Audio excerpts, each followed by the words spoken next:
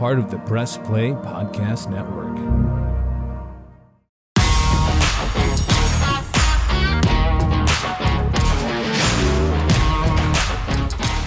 Welcome to the latest edition of the Dennis Manoloff Show, part of the Press Play Podcast Network. The producer and director for this show is Jordan Powell. And, I apologize to Jordan and to the listeners for not having a pod the past couple of weeks. My throat has really been bothering me. I'm not trying to make excuses. I'm not trying to be like an athlete saying I can't go because of a certain thing, but I never realized how much I actually talk. Now, my friends would laugh at that and say, yes, you should know because you're a gas bag. But my throat is really killing me. And so I've had trouble navigating it with the radio and the pod and some other stuff. So just bear with me. I apologize for being late to this pod, or at least a couple of weeks and not having one. And I apologize in advance for stuff like this that you just heard where the voice comes and goes. Unfortunately, I come to you in a bad mood, not just because of my health or my voice, but because of what transpired at First Energy Stadium last night, late afternoon, early evening, when the Cleveland Browns played host to the Las Vegas Raiders. And the Raiders won 16-14. I'm really upset about it because this was a golden opportunity for the Browns. Never clearer than, okay, if you win, you're in first place in the AFC North.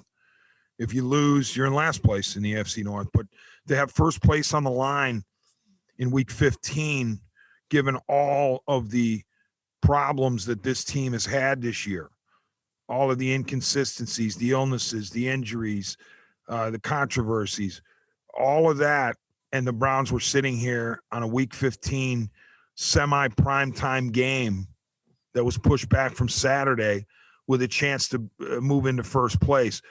And part of the reason they had that opportunity was because the Baltimore Ravens had given it to them with 3 consecutive losses. And those 3 losses by the Ravens were by a combined 4 points. And in all 3 of them, John Harbaugh went for 2 and didn't get it in the fourth quarter, twice inside of a minute to go. And once against Cleveland inside of 9 minutes left, that could have cut the deficit to 8 if he would have kicked. Instead, it was 9 because he didn't get the 2, and he was chasing possessions for the rest of the way, and they lost 24-2 or 24-22. The other 2 games against Pittsburgh and then against Green Bay, he opted to go for 2 when he knew that if he didn't get it, he would lose the game right then and there. So you're sitting there and you're going, okay, John Harbaugh is single-handedly letting the Browns back in, letting the Steelers back in, letting the Bengals back in to the AFC North with these, aggressive decisions and, the analytics crowd rallying to his defense saying, hey, he did the right thing every time. And you people who try to criticize him or choose to criticize him don't know what you're talking about. So I'm sitting here crowing on Sunday on my radio show about how Harbaugh's Ratbirds are now 8-6, and the Browns have this opportunity to move into first place. I recognize that it was an uphill climb for Cleveland, especially if Baker Mayfield could not test positive or test negative on back-to-back tests because he was in COVID protocol, and they'd already lost backup Case Keenum, so they were down to Nick Mullins, unless Mayfield could, come up with the second consecutive negative test, but it didn't happen. So Mullins wound up being the quarterback on Monday against the Raiders. I know that it was an uphill climb. I truly do. The Browns were missing a ton of players, and COVID hit them hard, even though they were, they are a vaccine roster full of vaccinated guys. Their head coach, Kevin Stefanski, he was sidelined. He's vaccinated and boosted. So it's not like these players were reckless. They did everything the NFL told them to do. They still got hit. And they're not the only team that's getting hit, okay? The Rams have been hit. The Washington football team. Other teams are now getting it. The Kansas City Chiefs, as we tape, guys are falling like flies, unfortunately, for Cleveland, because you've already heard Travis Kelce and Tyreek Hill on the COVID list. If Mahomes goes down onto that list, then, that's really problematic because we on the Cleveland side need Pittsburgh to lose at Kansas City. Now, I wish that I were talking about this, these other scenarios with other teams after the Browns had won, because I would feel much more comfortable and much better about the situation. But the fact is, the Browns lost, and I said that, yes, they were undermanned. But you know what? The Raiders were too. The Raiders didn't necessarily have all the COVID problems that the Browns did, but the Raiders have had all sorts of injury issues. They didn't have Darren Waller. Of course, they don't have Henry Ruggs. Ruggs, was in that fatal car accident where someone died. So he's done. His NFL career is finished, you would think. He needs to figure out, how he's going to avoid a long prison term. But you have all sorts of other issues that have beset the Raiders. And even over the weekend, from Saturday to Monday, the Raiders lost a couple of people, including one of their starting cornerbacks, Hobbs. He was put on the COVID list. And so the Raiders were sitting there going, well, gee, if we would have played Saturday like we wanted to, we would have had Hobbs, and there was a linebacker, his name escapes me. He was missing from, he got injured from Saturday to Monday. The Raiders were banged up. They are banged up, and the Raiders have not been playing well.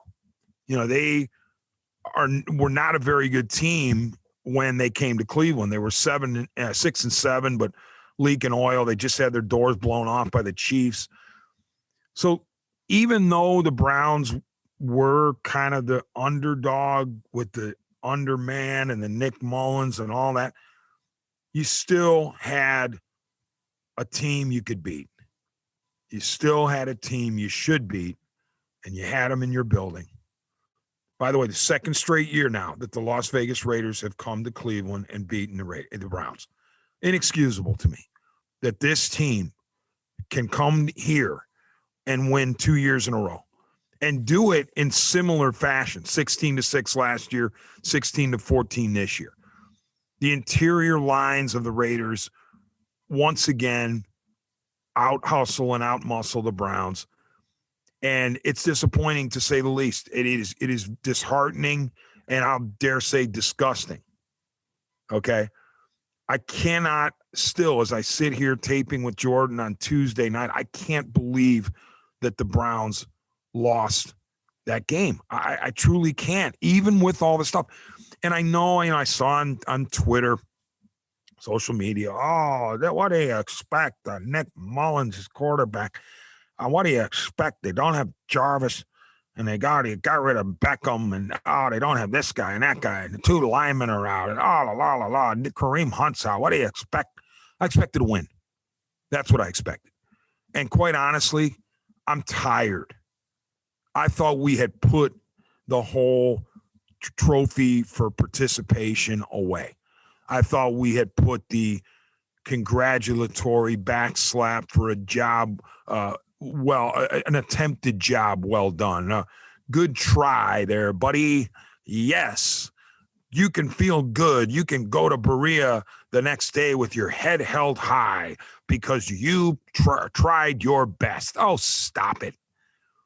This isn't Pee Wee football. This isn't Little League. This isn't Boy Scouts.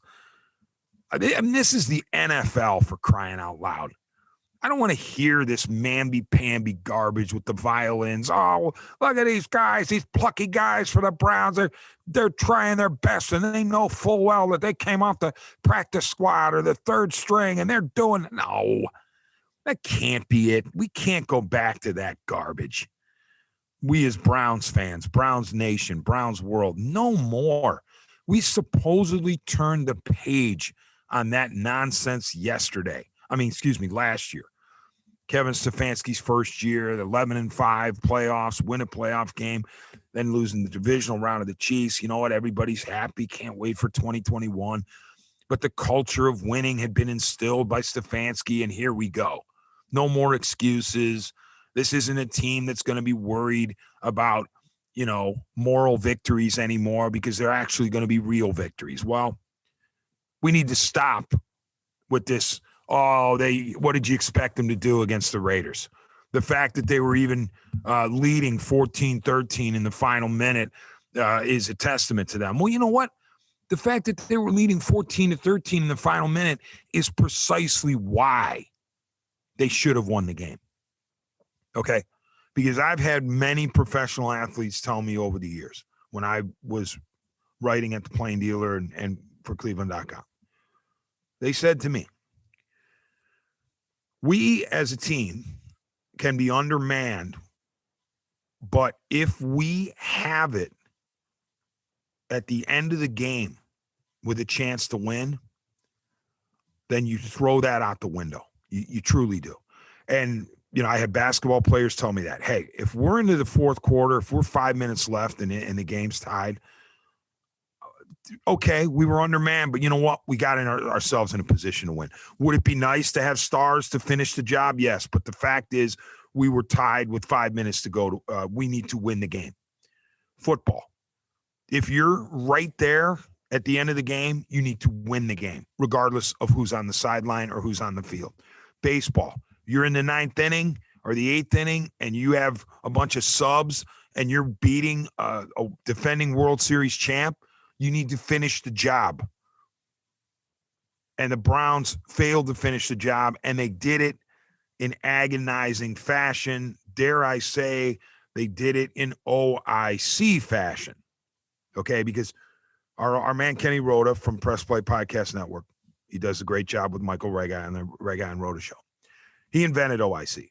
I don't care what anybody says. Roadman invented it. Most people give Roadman the credit for it. OIC only in Cleveland. It's not just one thing, but what it is it's accumulation. You add things to the list of OICs. And people who are here, people who love Cleveland teams such as I, we understand what OIC means. Just because we say one event was OIC, that doesn't mean that it doesn't happen elsewhere. But what we are saying is there are so many of those types of things that happen in Cleveland sports that the cumulative effect is OIC, only in Cleveland. Well, we had another OIC last night. And if I want to deal with acronyms, we had an OIC and an SOB. The only in Cleveland with the same old Browns. Because the same old Browns are the ones who lost that game last night. Not the new and improved Browns, not the Kevin Stefanski Browns where the culture of losing is gone. This is what mediocre teams do. They lose games like this. And guess what? The Browns are 7-7, and that to me is the textbook definition of mediocrity. So when we look at the 16-14 final, where are the problems? Well, I'll spare you because hopefully I'm talking to a lot of Browns fans myself. You've been through the gristle, if you will, and you've examined this game. But I'm looking at three things that drove me up a wall as I watched that game. Number one, and this is where I believe the game was lost. These three particular situations. And I know, Denzel got beat for a touchdown and Donovan Peoples-Jones had a deep ball swatted out of his hand and that kind of stuff. Okay, but I'm still going to focus on three other things. Number one, end of the first half. Raiders have just taken a 10-0 lead. The Browns get the ball back with less than a minute to go at their 25 and move it all the way down to the Vegas 29 with 5 seconds left. 3rd and 4 at the Vegas 29. Chase McLaughlin, 47-yard field goal, no good, wide right. Got to have it, okay? You have to have it. Chase McLaughlin started out this season like he looked like Justin Tucker. He looked like Jan Stenerud. He looked like any of the great kickers in the history of the game. He was unstoppable. Perfect, hitting bombs from over 50. Well, to say that he's tailed off is an understatement. That miss was devastating. Trust me on that. Not just on the scoreboard, the fact they didn't get 3, but it had to be devastating as the Browns went into the locker room down 10-0 instead of down 10-3. Chase McLaughlin, I mean, you just have to do better, and he hasn't. And unfortunately, he is symptomatic of, once again, the Cleveland Browns special teams was not special. How many times do we have to sit here as Browns fans and watch games where our, I don't play, but our special teams are stinky. Our special teams fail to make plays. Can't get returns correct. Can't, block kicks. And I know those are rare, but we never block kicks. We never block kicks. We never block punts. We never have, breakaway returns. We run backwards on punt and kick returns too often and sideways instead of forward. And our kicker isn't all that good, and our punter stinks. Now, in this case, Gillen was out because of the virus protocol and was replaced by Britton Colquitt. And I'm not down on Colquitt. He did the best he could until the end. He had a couple shanks, including that untimely shank at the end. But Colquitt is not the problem here because he's coming in off retirement basically to help you out. The problem this year has been Chase McLaughlin of the past 2 months and Jamie Gillen and the coverage units and the return units. And we were supposed to, we're hearing all this time, oh, Mike Prefer, oh, special teams demon. He's a genius. Oh, Mike Prefer. What? This is the genius of Mike Prefer? This special teams? So, once again, special teams come back to bite them. And I had said this on a entering the game by the host. What do you think it's going to take for the Browns to win? And I said, quite honestly, it's going to take, for once, the special teams, the defense, and the offense need to play well at the same time. They have to.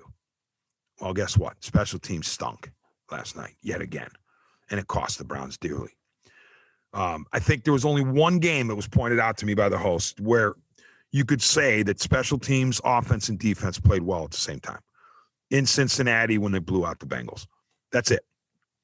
They had to do it last night because they were undermanned, and they didn't do it. The special teams let down the Browns again. That's point number one that bothers me. Number two, this is easy. 2:47 to go. You got the ball courtesy of a pick. 2:47 left, fourth quarter. 1st and 10 at the Cleveland 23. What do the Raiders have? One timeout. You get one timeout. You get one first down, and you've essentially won the game, even though there's a 2-minute warning coming, and I don't know how many seconds would have been left, but you just needed one first down. So what do the Browns do? What do the incredibly creative Browns do with substitute head coach Mike Prefer and play caller Alex Van Pelt? Nick Chubb, left tackle for 5. Nick Chubb, right tackle for no gain. Excuse me. Nick Chubb, left tackle for 2. Nick Chubb, left tackle for 5. Nick Chubb, right tackle for no gain. Nice job, guys. 3 runs by Nick Chubb for a grand total of 7 yards. Now, I know Nick Chubb is on the cereal box. We all like Nick Chubb. He's a Pro Bowler and all that stuff. And I'm not trying to dog Nick Chubb, but why you had to go to him 3 consecutive times in that situation is beyond me. If you wanted to go to him twice, that's fine. But at one point, you have to throw the ball, even with Nick Mullins, okay? And if you're going to run him 3 times in a row, please don't run him into where the Raiders are. Because when you looked at the end zone cam from the Raiders side of it, they had the right side of the Browns line covered with more than enough personnel. The place where, and obviously it was a strong side in that formation, but still, You've run left twice. You've gained 7 yards. If you're going to run at all, run to the left again. Why do you have to outsmart yourself? Why can't you go where you were gaining yards all game? When you did gain yards on the ground, it was runs to the left. Why do you go to the right? I don't understand that at all. And I'm sure that, defenders of Van Pelt would say, well, if the players do their jobs, the play would have gotten the yardage. Oh, stop it. It was just dumb. It was dumb to run the ball the third straight time. It was dumb to run it to the right instead of to the left. And then on top of that, the Browns looking at 4th and 3 at the Cleveland 30, and they decide to punt. And I know I'm going to sound hypocritical here, and I plead guilty to being hypocritical. But honestly, I'm sitting there going, 4th and 3 at the Cleveland 30, you got to go for it. You have to go for it because you are going to be punting away to Derek Carr, who is a terrific quarterback. I don't care what game, and I don't even remember what his final numbers were. Let me take a look here. I don't even remember what Derek Carr's final numbers were. Let's see if I can punch them up. 25 of 38, 236, 1 TD, 1 pick. His QBR was only 46.5. He wasn't doing anything amazing, but he's still Derek Carr. And you're going to be giving him the ball, given our special teams. Or again, I'm sorry. I hate doing that. It's not we, it's not our. I did it once. I don't want to do it again. The Browns are going to be giving the ball to the Raiders somewhere in the vicinity of the 20 to 30. And that's in a best case scenario punt by Colquitt. Okay. That's what you have to be calculating here. Could be even worse, but I don't think Derek Carr starting this possession anywhere worse than the 20. He doesn't need a touchdown. All he's got to do is get the ball to about the Cleveland 40 even. And his kicker, Carlson, who's got a monster leg, has a shot. The Raiders have Carlson. We've got McLaughlin. There's the difference in the ball game, ladies and gentlemen. But the point is, the Browns knew that they were punting the ball to Derek Carr, and they were punting the ball to Derek Carr's offense that didn't have to go get a touchdown. It didn't even have to get to the 20. The Raiders could be thinking in desperation mode, if we just get to the 40, we got a shot. That's how big a leg Carlson had.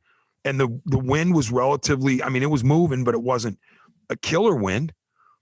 So the Raiders are thinking, well, gee, all we got to do in a worst case scenario is move 40 yards in 2 minutes. It's not like you're giving them the ball back with 30 seconds left. So I don't understand the decision to punt. And yes, that makes me hypocritical because I couldn't wait to pile on John Harbaugh. But if you're the Browns and you have fought this hard to get to this point and you control your own destiny with a conversion, you have to try for that conversion. And it's not like it was 4th and 10 or 4th and 7. It was 4th and 3. If you don't get the 4th and 3, well, tough and too bad. That's shame on you. But you know what? The game's not over. You're still up 1. You've got your timeouts. I'm pretty sure they had their full complement of timeouts, at least 2 of them. Wait, timeout number 1 by Cleveland. Okay, so the Browns had all their timeouts. If they don't, if they can hold Derek Carr and the offense to a field goal, all right, they're down 2, and they still got a chance to get the ball back. Or even if Carr scores a touchdown, maybe they go for 2 to try to make it a 9-point game. Or no, it would be an 8-point game because they were down 1. 7-point game. Yeah, because they were down 14-13. You score 6, it's 19-14. Yeah, so they would go for 2 to try to make it 21-14.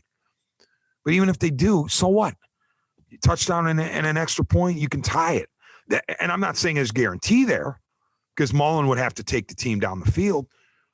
But it's not like you would be going for it on 4th and 3 with 20 seconds left, and all the Raiders have to do is victory formation and then kick and beat you. So I don't understand why they punted away. And then, of course, problem number 3 was the defense, which, turned out the Raiders got the ball 1st and 10 at their 29 with 1:50 to go. And as usual with Joe Woods, bend but don't break. I know it's easier said than done to blitz Derek Carr, to pressure him from where he doesn't think it's coming, but too vanilla of a looks, and Carr was able to move it down the field until they got to a 2nd and 10 at the Cleveland 30 with 3 seconds left. And Daniel Carlson kicked the 48-yarder that went through. Didn't count because it was a timeout by Prefer. Then he kicked it again and went through, and the Browns lost. The Browns defense, especially on that one sideline pass where 3 guys had a chance to tackle the receiver in bounds, and somehow he got out of bounds. I think it was Moreau. Yeah, the Carr on 2nd and 11 at the Vegas 43 hits Moreau, and Moreau wiggles his way down the sideline and go for a 12-yard gain and gets out of bounds at the Cleveland 45. Absolutely, positively, 1,000% inexcusable by the Browns that they were unable to tackle Moreau inbounds. It's just ridiculous. And there was one player in particular, Matador defense. I don't know the number. I don't remember the number, but I mean, you have to, by hook or by crook, get that guy down before he gets out of bounds. And they don't do it, and it costs them dearly. So this was a game that the Browns could have won. I'll stop short of saying should have won, because 7 and 6 teams are not entitled to anything.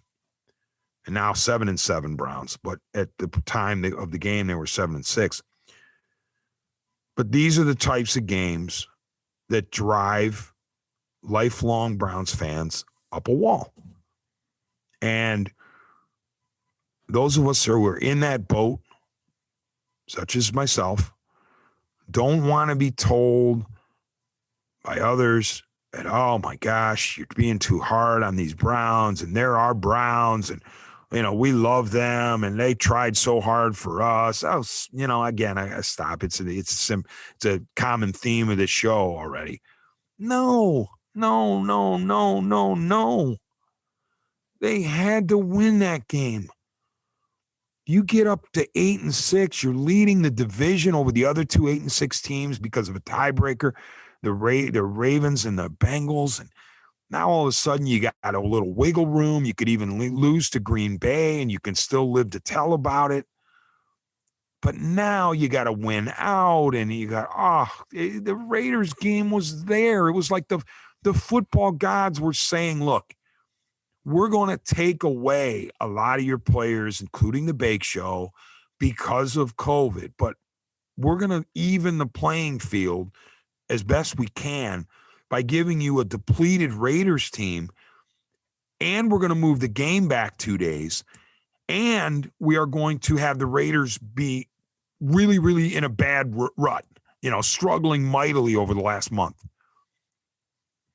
It wasn't like the Chiefs were coming to town, or the Patriots were coming to town, or the Buccaneers were coming to town. You had to win that game. And of course, the Browns didn't. So in all likelihood, we're going to be looking at another offseason of nothing. And people such as I are going to say, well, how much talent is actually on this team? Because I know, Nick Mullins was in a very difficult spot. No question. Points stipulated, we already did. But there were opportunities out there for certain players, such as Donovan Peoples-Jones, such as Hollywood Higgins, David Njoku, to assert themselves and help this team, help Nick Mullins. And ultimately, they came up short, and so did the line. Too many leaks in the line. I mean, they had 3 of their 5 starters, but Okay, so it's rough to have two guys out. Well, a lot of teams have two linemen out over the course of a season. You have to be better. You can't lose that game. That's why I'm so disgusted. And that's why I won't let it go. I will not let this go for, probably the rest of the season, because I'm going to look back, assuming the Browns don't crater. I mean, they could very well lose to Green Bay and Pittsburgh. Okay, if they do that, they're 7-9, then they would finish 8-9 because they're not losing to Cincy no matter what. I'm going to look back at this game and say, well, this was the playoff wrecker. This was the game that wrecked all hope, that sucked the soul out of them. And it's really inexcusable when you boil it down. And to me, if the Browns do not wind up with this miraculous 3-0 finish through Green Bay, Pittsburgh, and then home to Cincy, no easy task. If they can't pull this out, Kevin Stefanski has got to take a long look at everything. He has to take a long look at all aspects of this organization. And he's got to recognize that he was the head coach of this mess. He was the head coach of one of the most underachieving teams in the NFL. If it turns out the way I fear it's going to, either 8-9 or 9-8 and out of the money. He's going to have to say, this isn't acceptable. It's not acceptable for me. It's not acceptable for anybody. And their changes have to be made. You can't sit here and go through the same, you know what, if we correct the correctables. The worst thing I've ever heard out of NFL coaches, correct the correctables. You know what that means? We're going to go make the same mistakes again. We're just going to have them look different. They're going to be essentially the same ones, but by different guys. Maybe for starters, Kevin Stefanski will realize he needs to have his footprint and fingerprint on every aspect of the game day operation, not just play calling. Special teams needs an overhaul. Defense needs a new philosophy. They've got to attack. They have to attack more. Offense, how much are you really going to pin on Nick Chubb and Kareem Hunt? So a lot of questions that are probably coming in the next few weeks, unless the Browns surprise the heck out of me, and then I'll be in a great mood. But as of right now, I'm in a really hacked off mood. All right, when we come back on the other side of the upcoming break, I'll tell you a little story about what I was able to do this past weekend. A lot of fun in Columbus, Ohio.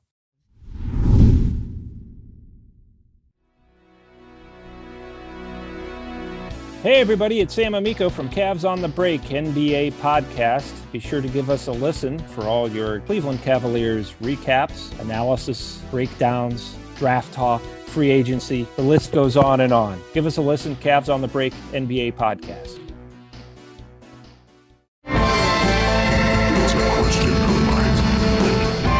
Hey everyone, I'm Holly Wetzel. And I'm Jeremy Powell. And we are your hosts of The Orange is Oranger, a Cleveland Browns podcast on the Press Play Podcast Network. We give you all the dog pound coverage that you'll need each week to get you ready for kickoff and beyond.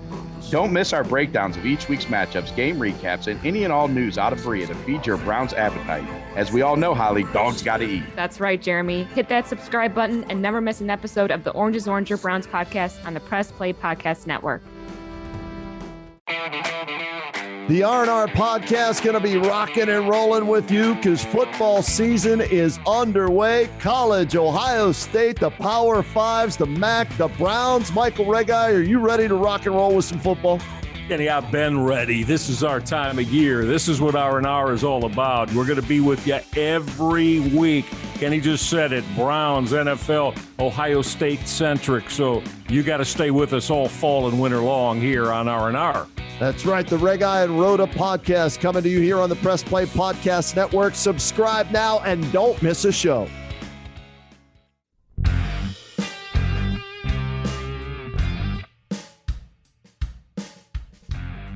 Hey, I'm Jason.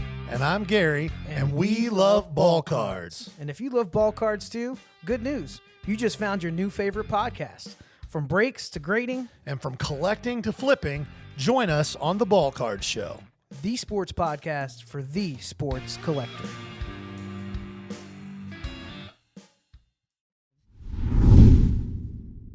Welcome back to the Dennis Manoloff Show, part of the Press Play Podcast Network. Producer, director is Jordan Powell. I did want to mention this because it was so much fun. This past weekend, I was able to go with my wife, the lovely and talented Denise, and my daughter Grace. We drove down to Columbus to see my niece Sophie, or actually hear my niece Sophie perform on the Broadway national tour of Fiddler on the Roof. My niece is an accomplished trumpet player, just graduated out of the New York City Music School, New York University Music School. So she was traveling with this group, and we jumped at the chance because she was in the state of Ohio. I believe it was the Palace Theater down there, one of their real big theaters they have. So we go down there, and you know what? I'm not a thespian. I'm not a theater goer, but I'm willing to watch my niece or listen to my niece, and I'm also willing to appreciate the amount of work that goes into these productions and how good these actors and actresses are, and the stage hands and everything else. And it's a first-rate production. Unfortunately, I had my knees in my head because for some reason theaters decide they're going to put rows of seats, 2 inches apart. So you have to jam yourself in, especially if you're 6'3". So that was uncomfortable, but, and it was a 3-hour deal. I hung with it. I tried to follow the plot as best I could.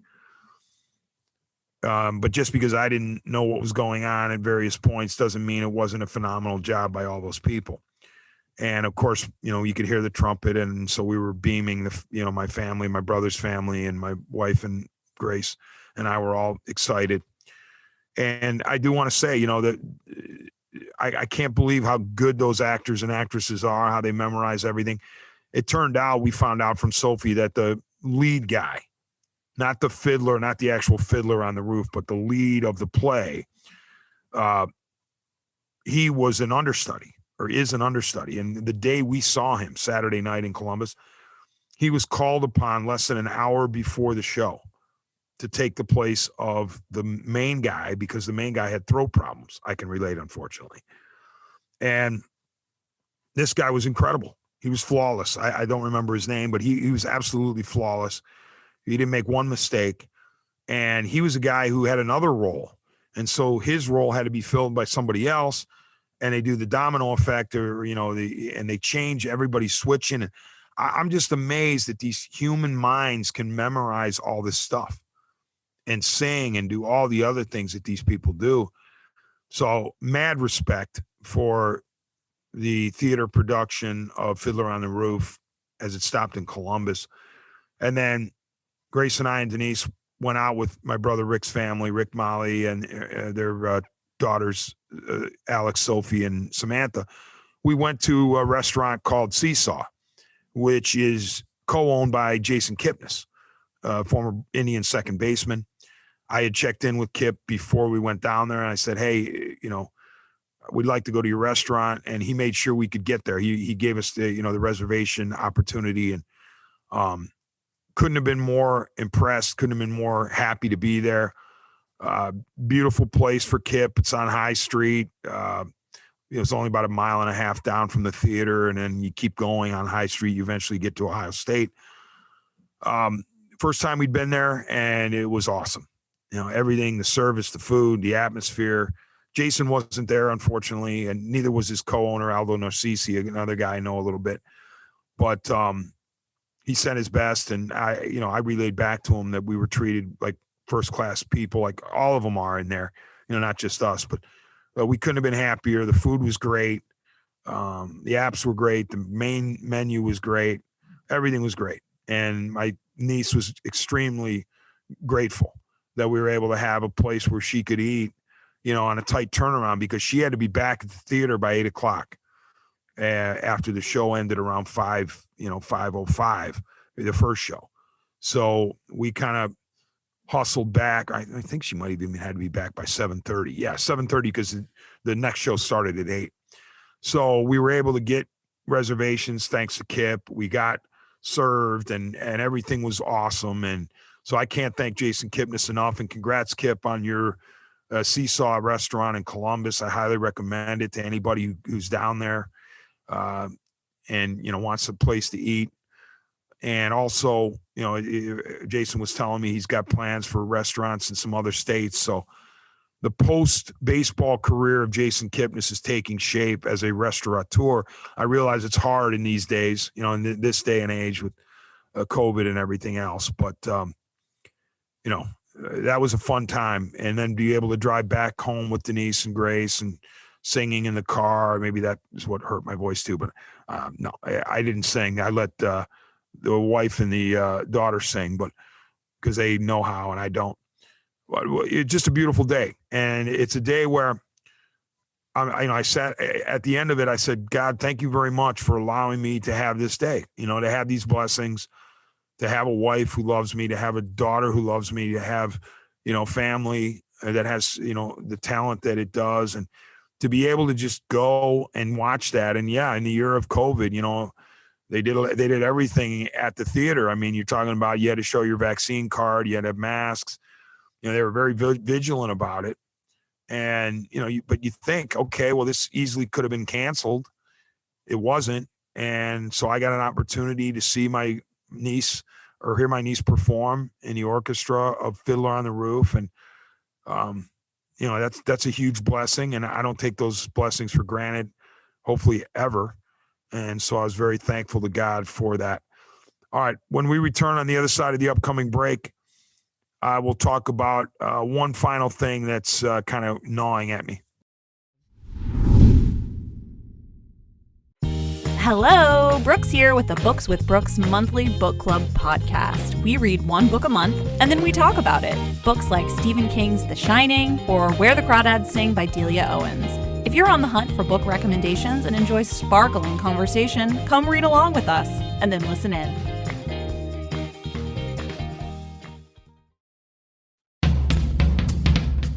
Hello, this is Don Mike Mendoza, the host of the Producing While Asian podcast. Join us to listen in on conversations with everyone who identify from producers to non-producers who all are part of the AAPI community. There's all that and more on the Producing While Asian podcast here on the Press Play Podcast Network. This is Mike Voorhees, co-host of the Swingin' a Tribe MLB podcast. If you love Cleveland Indians baseball, then this is the pod for you. We've got you covered each week as we talk about all the games, breaking news, trades, the roster, all things Tribe. You're going to love it. Go Tribe.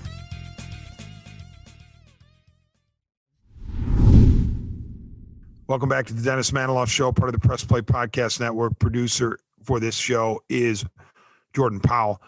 Final few minutes, I just want to say I'm kind of baffled as to why the United States is bothering to go to the Beijing Olympics in a couple of months here. It really is annoying. Not annoying. I'm not an athlete, so it's easy for me to say this. I get that. And I haven't worked my entire life to be on that stage. I understand it. But given the Chinese Communist Party, given the reign of terror that the CCP has inflicted on the world, given what it's done to its own people, given the mistreatment of the Uyghurs and all of the other atrocities that are committed by the CCP, and on top of that, the coronavirus is traceable to China, is traceable to what I believe to be a lab leak. But even if I somehow want to go with the escape from the wet market theory, there's no denying, even the World Health Organization admits that China covered it up at the beginning and cost the world precious days and weeks and months to deal with this and get prepared. And so China has a lot of culpability on its hands when it comes to COVID, on top of all the other problems that the CCP presents. And why we would send our athletes there at this particular time is really troubling to me. And, instead our government takes the what I believe to be the cop-out, which is the diplomatic boycott. Oh, well, we support our athletes, but we're not sending a delegation and we're diplomatically boycotting. No. The way you make it hurt for Xi Jinping is you don't send the athletes from the United States of America, okay? Team USA is the team that he wants to beat in the worst way. He wanted to beat us in the worst way. And again, I say us. He wanted to beat Team USA in the worst way in the summer games in Tokyo. And we pinched him. Sorry, it's 18 times I've done that. I'm going to be jingoistic when it comes to the Olympics, though. So I will say we without apologizing. But the U.S. pinched him at the end in the total count and the gold count. And then he tried to claim the total count was fudged or the gold count was fudged by the United States. And he was trying to claim that he was number one. I mean, that's how competitive Xi Jinping is. And you know, he's the head of a nasty, nasty communist government. And the best message we could send that nasty communist government is we're not going to your Olympics. Certainly not in 2022. No thanks.